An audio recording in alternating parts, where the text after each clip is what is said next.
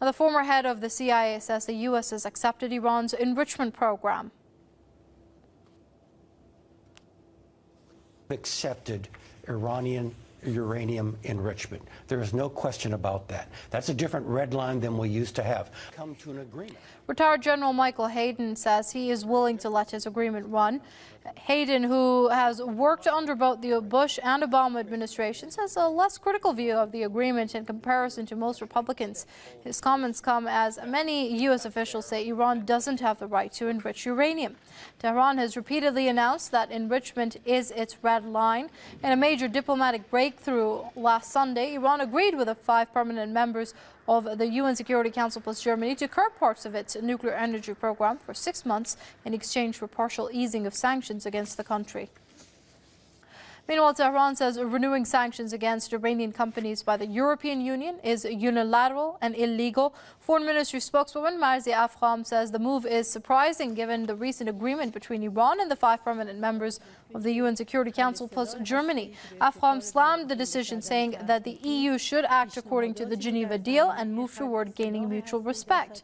On November the 24th, Iran and the 5 permanent members of the UN Security Council plus Germany sealed an interim deal in Geneva to resolve the West's decade-old dispute with Tehran over its nuclear energy program. We're going to cross over now to Boston. Joining us is author and political scientist Fmr CIA. Many thanks for joining us here on Press TV, Mr. Fmr CIA. Now, I'd like to first focus on General Michael Hayden's comments, if I may. And he said that the U.S. has accepted Iran's enrichment program. How significant a statement is that, in your opinion? In my opinion, it is significant because General Hayden, is a former high-ranking military official who has been involved in, Middle Eastern affairs, and therefore his opinion carries some weight.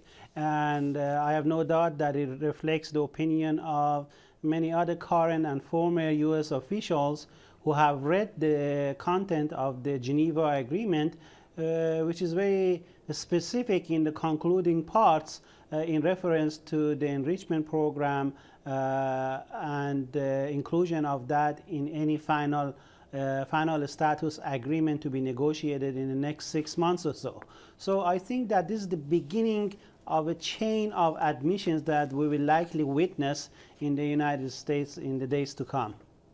Right now, we have General Hayden's comments on the one hand, and then on the other, we have the renewing of sanctions against Iranian companies by the European Union, which is deemed unilateral and illegal by Iran. And also, it is not very conducive towards building that mutual trust and between the two sides. Wouldn't you agree?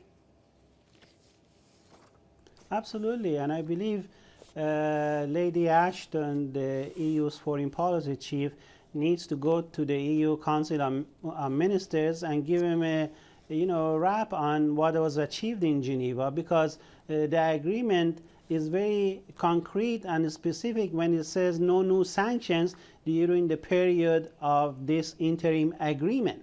So the European rationale is quite baffling, and I see no valid justification for that. And one has to ask, why they have done what they have done, and what is their intention? Is their intention to stiffen the sanctions and then come around a month or so and relax these sanctions and say that we've given generous concessions to Iran? That doesn't make any sense whatsoever. And as the Iranian foreign ministry spokesperson correctly said, the EU needs to build trust with Iran. And we have a very bad experience with the Europeans when in 2004 they signed an agreement with Iran, so-called Paris Agreement, and then they didn't follow and they didn't implement all their promises. The European behavior toward Iran has always been long on promises and short in action. And hopefully this time around they will correct themselves, and this will be an exception to the rule. Okay, we'll wait and see how this pans out. That was Fmr CIA, author and political scientist, joining us from Boston. Many thanks indeed for your comments here on Press TV.